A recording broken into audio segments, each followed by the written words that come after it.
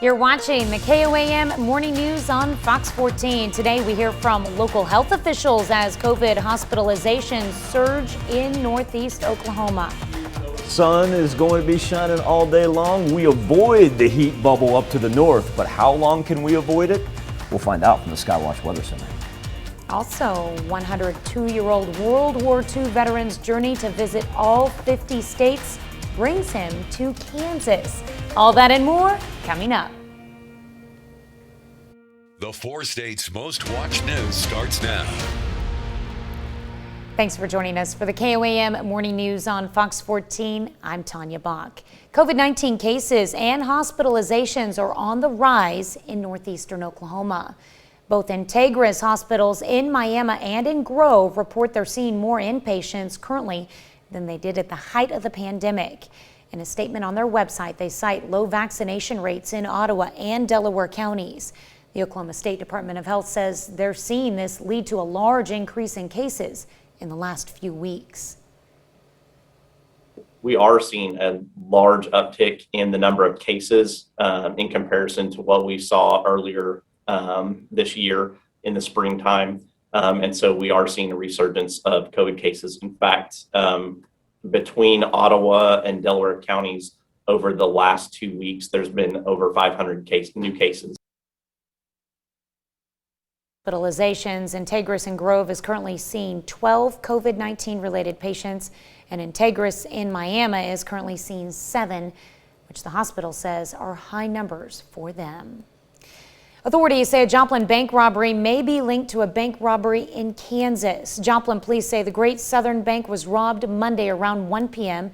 In that robbery, witnesses say the robber displayed a weapon and fled with an undisclosed amount of cash. At around 10 a.m. that morning, a bank was robbed in Lewisburg, Kansas, in Miami County. Miami County Sheriff's Office says no weapon was displayed in that robbery. The robbers in both cases shown in surveillance video appear to be the same man. Joplin Police Department, the Miami County Sheriff's Office, and the FBI are investigating whether they are connected. Police link a Joplin area man to 6 July burglaries. According to Joplin Police, 29-year-old Brady Schaefer was arrested with the help of a canine after running from a church that had been broken into, the First Baptist Church at 41st and Connecticut. Police say Schaefer identified himself as homeless. After investigations, police also connected him to burglaries at bodegas, Bartlett's Shoe Company, New Hope Church, St. Philip's Episcopal Church, and South Joplin Christian Church. A Webb City man pleads guilty in federal court to child sex crimes. 26-year-old Harley Schrader pled guilty to 2 counts of sexual exploitation of a child. Authorities say Schrader solicited explicit photos from 2 minors. Schrader is facing a mandatory minimum sentence of 15 years in federal prison and up to 30 years in prison. Well, this video shows the moment a car crashes into the home of a St. Louis area man and shoves him across the room. John Bloom was in his dining room table Tuesday morning when he turned to see this shocking sight. Now, police say the woman behind the wheel, yikes, had a medical emergency that caused the accident. They say she was taken to the hospital. Bloom declined medical treatment. Well, Sharkey's Pub and Grub in Fort Scott, Kansas is closing for at least 30 days. That's because a building near Sharkey's, the Eagle Block building, has been deteriorating and officials warn it could collapse. City Council hosted a meeting to discuss the building. They agreed to demolish it and the nearby CDL building that has collapsed. And as much as I'm in favor of trying to save the integrity of a historic site, it's beyond that. Especially when I'm my dog is in this fight, and I've got a business that's creating quite a bit of revenue for our county and our city. We should have saved it years ago. City of Fort Scott says it'll look at grants to help the businesses affected by the issues while they have to remain closed. A full federal appeals court panel is rehearing a case over Missouri abortion restrictions. The U.S. 8th Circuit Court of Appeals last week decided to take up the case on its own motion. At issue is a 2019 state law to ban abortions as soon as 8 weeks into pregnancy and prohibit abortions based on a Down syndrome diagnosis. A 3-judge panel of the 8th U.S. Circuit Court of Appeals last month upheld a lower court injunction prohibiting Missouri from enforcing the provisions. The latest ruling means all the 8th Circuit Federal Appeals Court judges will consider the case. A U.S. district judge in Arkansas grants a preliminary injunction blocking the state's near-total abortion ban from going into effect, while an ACLU lawsuit moves forward. The lawsuit, filed in May, challenges an act passed by the Arkansas General Assembly, which bans abortions unless one is necessary to save the life of the woman. The ban was scheduled to take effect July 28th. ACLU says the law would have banned abortions in nearly every case and imposed stiff criminal penalties on doctors for providing care. The group says the judge's decision makes clear Arkansas abortion's ban is just as unconstitutional as other bans struck down in states like Kentucky, Alabama, Ohio, Georgia, and Missouri. A day after announcing plans to step down as PSU president, Dr. Steve Scott discusses his decision. Dr. Scott says he still plans to work in Southeast Kansas and is considering a nonprofit. President Scott has worked at PSU for 3 decades and has been president since 2009. He says he's at peace with his decision to step down and says the past year has been especially challenging. But in terms of 24/7 of this role and coming out of the Great Recession followed by a global pandemic, in some ways you feel like, hey, I've done my turn. Somebody needed to lead this place during that time. I've taken my turn. I've done the very best job I can. Well, Dr. Scott is stepping down as president effective in June of next year. Time Magazine is ready to help you choose your next vacation spot. Time's 2021 World's Greatest Places list is the magazine's newest cover story. Now, according to Time, its 3rd annual list highlights 100 extraordinary travel destinations around the world.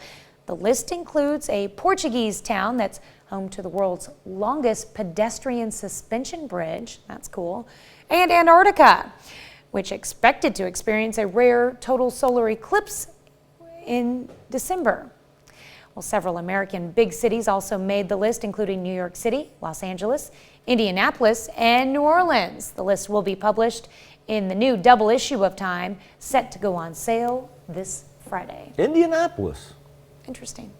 Yeah, I mean, I think obviously LA, New York, and New Orleans kind of world renowned, but Indianapolis made the list. I love Indianapolis. I know you enjoy heights. How do you think about the world's longest suspension bridge? It's not bad because it actually has, it's got rails on either side. There you go. Yeah, I've seen. It doesn't necessarily mean it has to be super high, but right. I've seen video of it. It's no, you got things. It's to just hold really on to. long. You ever been to Indianapolis? I think I've had it on a layover, and that's about it. Oh, fun Yeah, town. so no. One, and it really easy drive. You jump on 70, don't turn.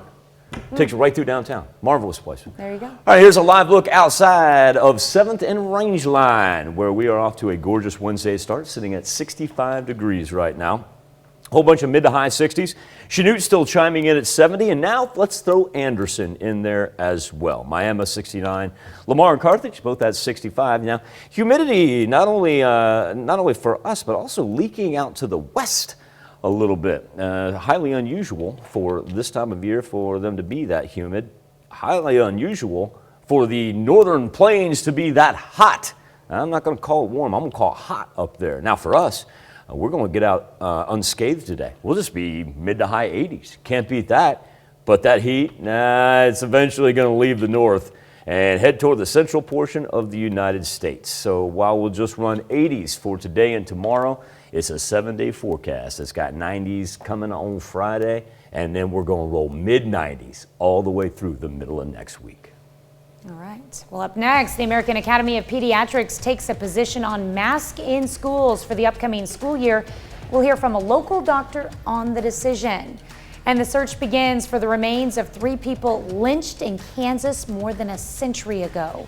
You're watching the KOAM Morning News on Fox 14. CDC says U.S. life expectancy is down 1.5 years, mainly due to COVID-19. It estimates people born in the year 2020 will live just over 77 years on average. The projected lifespan is lower for men and higher for women. The CDC notes that's based on preliminary birth and death data. The American Academy of Pediatrics announced that students and teachers should wear masks regardless of their vaccination status when they return to class this fall. KOAM's Chris Warner spoke with a local pediatrician and has more. The announcement by the American Academy of Pediatrics is one that is gaining support at the national and local level. Dr. Kelly Meyer with Pediatric Associates of Southwest Missouri says she agrees with the Academy's position for a number of reasons. I think the biggest concerns with children for this upcoming school year is that not everybody has the ability to be vaccinated. Vaccines have only been approved for those 12 to 18 years of age, and so those kids under that age are not going to be able to be protected and be vaccinated. Dr. Meyer says there are additional concerns with the Delta variant specifically. This new variant that we have, it does target and seem to be more easily spread through our teenagers. We're also seeing greater numbers in our younger children as well, including hospitalizations, which is new to this strain. Dr. Meyer says that seems to be the trend being noticed with the Delta variant. A lot of what they're seeing hospitalization-wise and ICU admission-wise at this point in time are going to be those younger people. And unfortunately, we have had recent deaths of adults, even as young as their 30s, who have died from this variant. Dr. Meyer also has concerns about kids who get COVID. It does concern me because at this point we're still finding out, what are the long-term side effects of having COVID. Having a lot more of these kids hospitalized, being a lot sicker. We don't know kind of long-term if it's going to cause lifelong issues or not. In Joplin, Chris Warner, KOAM News. Dr. Meyer adds that she believes a policy requiring masking for all kids ages 2 and up and all educators would be most beneficial for our local school districts. Heartwarming moment captured from a field of minor league baseball game in Louisville, Kentucky. Army Sergeant pulled off the ultimate surprise during the Louisville Bats versus Indy game on Sunday. Well, the children of First Sergeant Michael C. Miller threw out the first pitch of the game, but did not know that their dad would be the catcher. Oh, wow. And once the game's announcer revealed his identity, his family was overcome with joy as they ran to greet him. Miller has been serving overseas since 2017. That's tremendous. Where was that at again? In Louisville, Kentucky. That was awesome. Yeah. God, I can't imagine what those kids were thinking when they took his mask off. Pretty cool. That's great. All right, 7th and Range Line, not a whole lot of Monday or Wednesday morning traffic. Don't ask me why I just reversed course for 48 hours. Relatively quiet out there right now, relatively beautiful. 65 degrees is where we stand. We do have 70s in Chanute, Anderson. Miami pushing up to 69, Nevada at 67. Clean Skywatch Storm Tracker do want to pay attention to our flood warning, our lone flood warning still there for the Osage River up until 7 Friday morning. Also too, of note, because I've been picking on Kansas City a little bit, because you may have to make a trip up to Kansas City. Check out this, excessive heat watch. That's Wednesday. That's an indicator for next week. And eventually we get there as well. So 2 back-to-back days. Get outside, enjoy some fresh air and mild temps for Wednesday and Thursday, because beginning on Friday, that humidity sets in as well. We'll be back with more KOAM Morning News on Fox 14 right after this. A 102-year-old World War II veteran made a stop in Topeka yesterday on his nationwide journey to help his fellow vets and frontline workers. Sidney Walton dropped by the Kansas State House. Governor Laura Kelly was the 39th governor Walton met in his quest of all 50 states. General David Weshar was also on hand. He and Governor Kelly presented Sidney with a few Kansas-oriented challenge coins, and Governor Kelly gave him a Kansas flag. Since May, Walton has been traveling cross-country with his son Paul in an effort to raise awareness for veterans and frontline nurses fighting COVID-19, and the New York native has enjoyed his time in the Sunflower State. He's having a great time in Kansas, loves Kansas, and he wishes he could stay longer in Kansas, but we have to accelerate because at his advanced age, if we want to make our goal, we can't linger around. Sydney and his son went to Wichita before continuing south to Oklahoma. Paul says they're trying to raise $46 million, inspired by a similar campaign by UK's Captain Tom Moore, who raised that in 24 days by walking around his garden. Well, good luck to him. People shopping for some homemade and homegrown foods also had an opportunity to learn about efforts to combat hunger. The executive director of the New York City Coalition Against Hunger visited the Webb City's Farmers Market yesterday. He talked about local and national efforts to fight hunger, reminding people that hunger was a huge issue even before the pandemic. But it's still very discouraging that we're the wealthiest nation in the history of the world.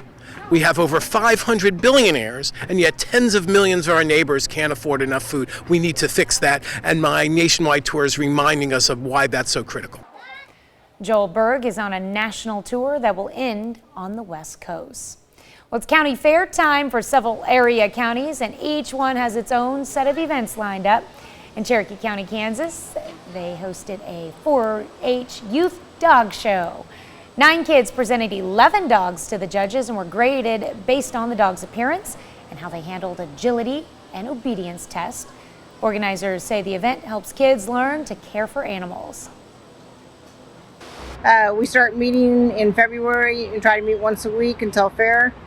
So they get that training in a group setting, and then they also have to do work at home at it. But it's to teach the kids responsibility, and it can lead to great careers. Cherokee County Fair runs through Saturday. And the 110th annual Labette County Fair is also underway. Events featured several animal shows, including poultry, bucket calves, and beef.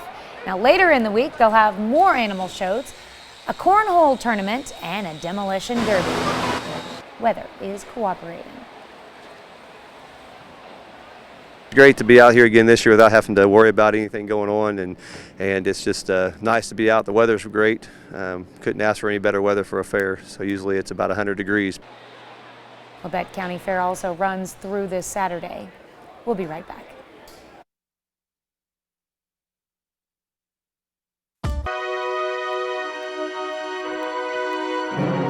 It's time to honor today's four-state hero, Staff Sergeant Roy Dodd, who served in the United States Air Force from 1965 to 1966.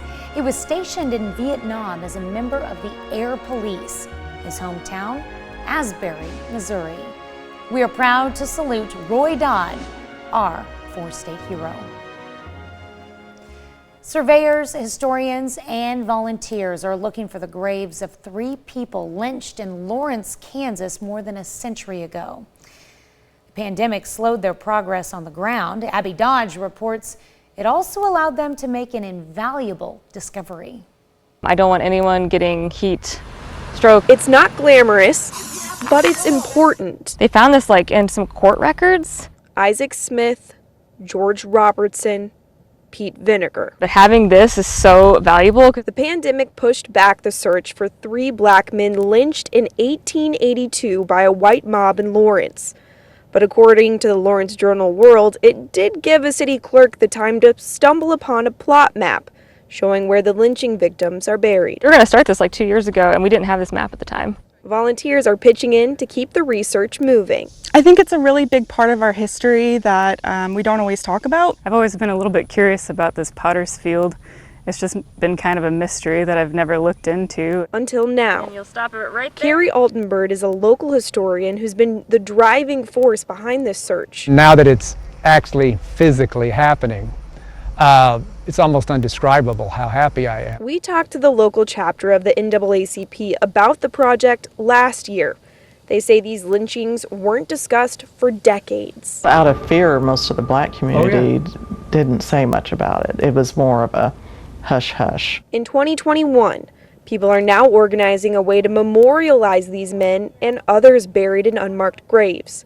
Dr. Blair Schneider with the Kansas Geological Survey is leading the data collection. My hope is that I can just do something that goes directly to the community that it serves. Schneider says it might be hard to determine what's below the surface after years of decomposition. But that's not a reason for not trying and for doing the best we can.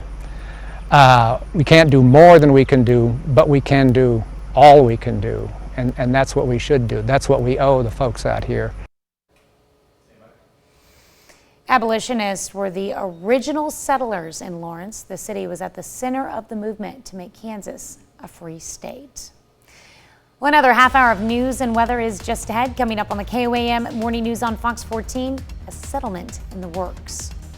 Possible relief for the many Americans impacted by the opioid epidemic. I'm Kevin Cork in Washington with the very latest on a possible settlement in a multi-billion-dollar lawsuit. That's coming up. And a beloved 80s show gets a modern reboot on the small screen. We'll have a look at the new Turner and Hooch series. You're watching the KOAM Morning News on Fox 14. We'll be right back. Within one date's most watched news starts now. Welcome back to the KOAM Morning News on Fox 14. It's currently 7:30. Let's take a look at today's top stories. COVID-19 cases and hospitalizations are on the rise in northeastern Oklahoma. Both Integris hospitals in Miami and in Grove report they're seeing more inpatients currently than they did at the height of the pandemic. In a statement on their website, they cite low vaccination rates in Ottawa and Delaware counties. The Oklahoma State Department of Health says they're seeing this lead to a big increase in cases in the last few weeks, and that their most severe cases are among people who are not vaccinated. Authorities say a Joplin bank robbery may be linked to a bank robbery in Kansas. Joplin police say the Great Southern Bank was robbed Monday around 1 p.m. In that robbery, witnesses say the robber displayed a weapon and fled with an undisclosed amount of cash. At around 10 a.m. that morning, a bank was robbed in Lewisburg, Kansas, in Miami County. Miami County Sheriff's Office says no weapon was displayed in that robbery. The robbers in both cases, shown in surveillance video, appear to be the same man. The Joplin Police Department, the Miami County Sheriff's Office, and the FBI are investigating whether they are connected. And police link a Joplin area man to 6 July burglaries. According to Joplin Police, 29-year-old Brady Schaefer was arrested with the help of a canine after running from a church that had been broken into, the First Baptist Church at 41st and Connecticut. Police say Schaefer identified himself as homeless. After investigations, police also connected him to burglaries at bodegas, Bartlett's Shoe Company, New Hope Church, St. Philip's Episcopal Church, and South Joplin Christian Church. Sharkey's Pub and Grub in Fort Scott, Kansas is closing for at least 30 days, and that's because a building near Sharkey's, the Eagle Block building, has been deteriorating, and officials warn it could collapse. City Council hosted a meeting to discuss the building. They agreed to demolish it and the nearby CDL building that has collapsed. At least 12 people are dead after heavy rain and flooding in central China. Officials say those killed were found in flooded subway stations. China's Henan province and the capital city, Zhengzhou, raised the emergency response for flooding to the highest level. That's according to state media. Subways in the capital stopped Tuesday afternoon. Hundreds of trains and flights to and from the city have been canceled. Zhengzhou has seen a year's worth of rain in just 3 days. Been hectic overseas. Combine that with the flooding that they've had in Germany that's turned fatal as well, and it's been something else. That being said, no easy transition. We still do have one existing flood warning from our rain from last week, and that is for the Osage River. That flood warning running until Friday, still about 1 to 3 feet, excuse me, depending on where you are on the river. So we're waiting for that to recede. Now, nationally speaking, not a whole lot of action, and we'll take that as a positive. It's really the Gulf and the Mid-Atlantic right there. Big ridge of the jet stream stretching all the way up into central Canada, eventually going to bring us a little bit of a heat wave. But for the time being, it's delightful right now. 70 is the highest we've seen. That's in Chanute. 66 in Miami, 69 in Nevada, and a pair of 65s in both Carthage and Monette. Severe thunderstorm risk map for this July the 21st.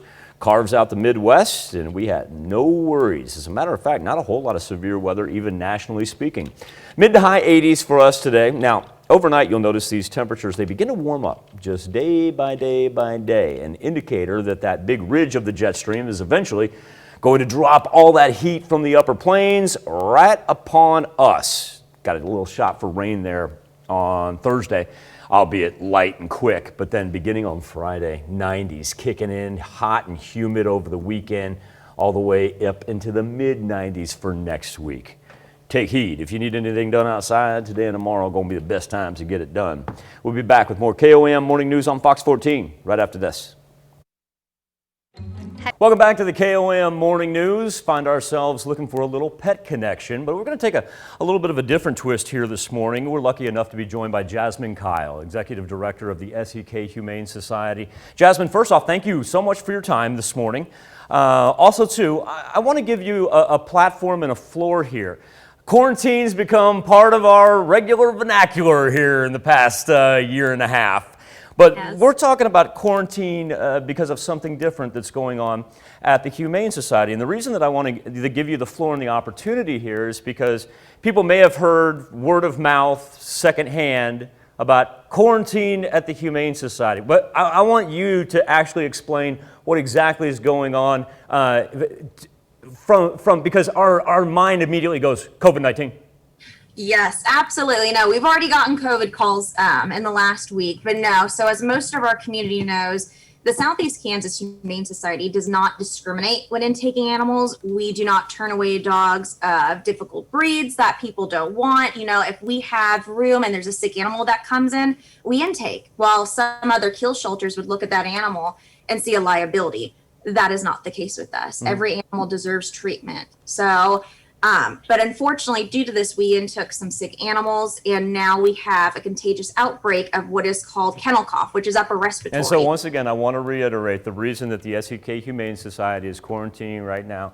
It is, and I don't want to call it a simplistic case of kennel cough. It's an overabundance of caution as far as what you're doing to not only help your dogs recover, but also to make sure other people and pets throughout the entire 4 states don't get caught in the kennel cough virus. Well, I want to thank you for explaining that there. You've got an event coming up in conjunction with PetSense, I understand, and it's been very unique to hear the way that you've been able to handle the quarantine aspect of it all, yet still give people the availability and the affordability to adopt. Yeah, so we had the wonderful opportunity reach out to us from Drag the Gut. They're a fantastic committee that kind of started really when the whole pandemic with getting people together. But we are partnering with Drag the Gut and with PetSense here in Pittsburgh. It's going to be a big event for this Saturday, July 24th. We'll be there at the location from 3 to 6 p.m. Originally, it was going to be an adoption event with dogs on site. However, due to our outbreak, what we are doing is we're reformatting it a little bit. We're keeping the same time, but we're going to have a giant informational booth where we'll be doing free giveaways. But the most important thing is we will have a giant booklet of every single animal up for adoption at our shelter. And the public can do one of 2 things. One, if you can adopt but want to sponsor a dog, aka pay for their adoption fee, we are extending our reduced adoption fees that were set for July all the way through the whole month of August. So all the dogs are going to receive $20 for the whole month of August. So if you want to come and can adopt, you can donate $20 and you can choose who you want to sponsor. And that sponsorship is lifetime. So once you sponsor a dog, that means that they have no adoption fee. Or 2, if you do want to adopt during this event, we will have applications on site. We can even pre-screen you. And if you are approved, we can have our calendar book there and we can schedule your adoption in August to come on by and see your fur baby. So there you go, folks. Coming up this Saturday, July the 24th from 3 to 6 p.m., PetSense in Pittsburgh. Jasmine will be out there. It's a great opportunity to not only see the animals that all need homes, but also to check out what a great job her and her organization do. Jasmine, I want to thank you so much for joining us here on the KOAM Morning News. Oh, thank you guys. We appreciate it. All right, we'll see you out there Saturday. Jasmine Kyle, Executive Director of the SEK Humane Society, and we'll be back with more KOAM Morning News right after this.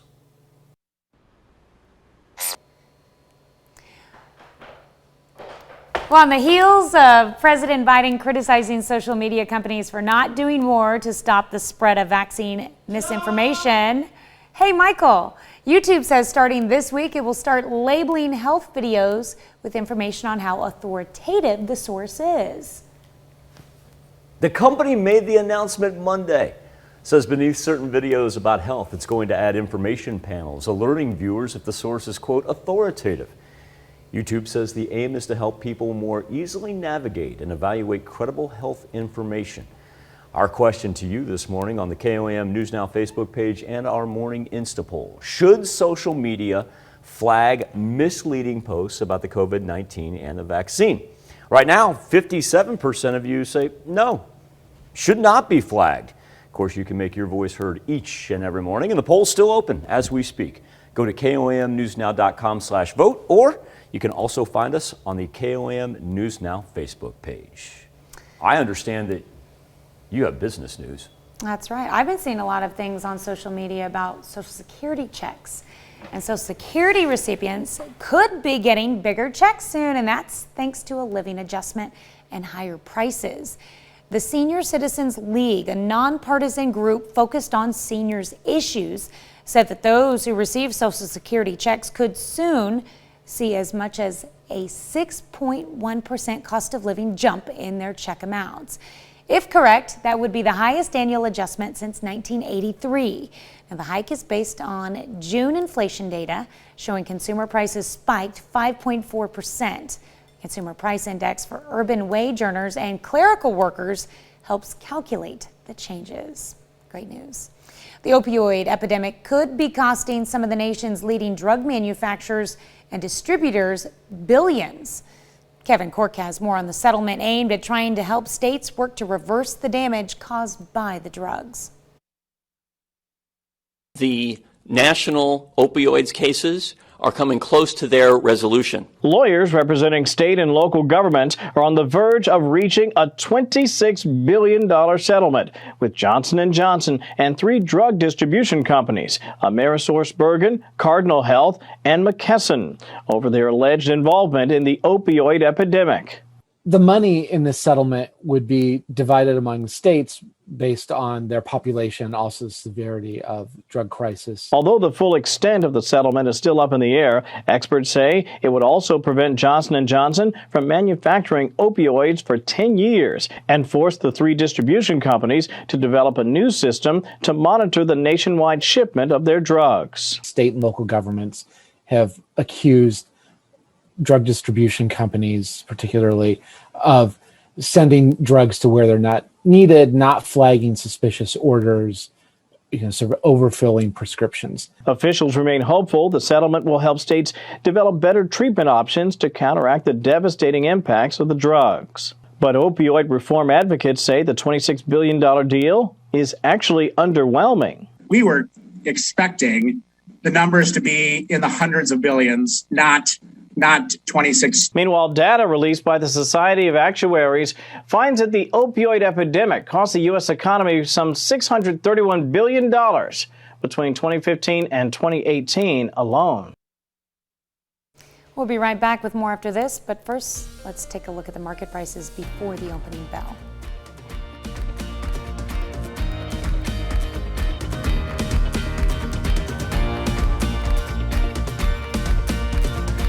Dear Ex.